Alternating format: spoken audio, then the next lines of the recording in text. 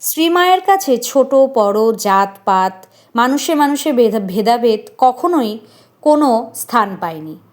মা সকল বর্ণের সব ধর্মের মানুষকে নিজের সন্তান ভেবে নিজের কাছে টেনে নিয়েছেন। সকলেই মায়ের সন্তান হয়ে উঠেছে। অনেক ঘটনা রয়েছে, সেগুলো থেকে আমরা মায়ের মাতৃত্ব সম্বন্ধে জানতে পারি। সেরকমই দুটি ঘটনা। জয়রামবাটিতে খাবার পর ভক্তেরা শালপাতা উঠিয়ে স্থান পরিষ্কার করতে গেলে মা বলতেন, থাক থাক, লোক আছে। তারপর কাজটি তিনি নিজেই করতেন। মার আত্মীয়রা সকল বর্ণের উচ্ছিষ্ট পরিষ্কার করতে চাইতেন না। মাকে অনুযোগ করে বলতেন, তুমি বামুনের মেয়ে, ওরা তোমার শিষ্য, তুমি ওদের এঁটো নাও কেন? মা উত্তর দিতেন, আমি যে মা গো, মায়ের ছেলের করবে না তো কে করবে? স্বামী বিশ্বেশ্বরানন্দজি উচ্ছিষ্ট তুলতে গেলে মা তাকে হাত ধরে বাধা দিলে থালাটা নিজেই নিলেন। বললেন, আমি তোমার আর কি করেছি? মার কোলে ছেলে বাহ্যি করে, কত কি করে। তোমরা দেবের দুর্লভ ধন।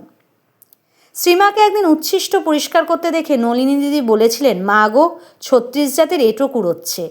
মা শুনে বললেন, সব যে আমার, ৩৬ কোথা? আরেকটা দিনের ঘটনা। নলিনী দিদি একজন মুসলমান মজুরকে খেতে দিচ্ছেন। পরিবেশনের সময় উঠোন থেকে ছুঁড়ে ছুঁড়ে খেতে দিচ্ছেন। হঠাৎ তার এই ব্যবহার মায়ের নজরে এলো। মা দেখে বললেন, ও কী রে, এভাবে খেতে দেয় নাকি? মা নলিনী দিদির কাছ থেকে থালা নিয়ে নিজের হাতে পরিবেশন করলেন।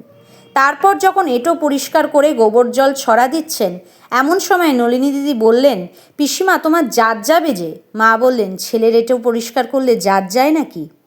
তো এরকম ঘটনাগুলো থেকে আমরা জানতে পারি যে মা সকলকেই কাছে টেনে নিয়েছেন। মায়ের কাছে কেউ পর ছিল না। জয় মা।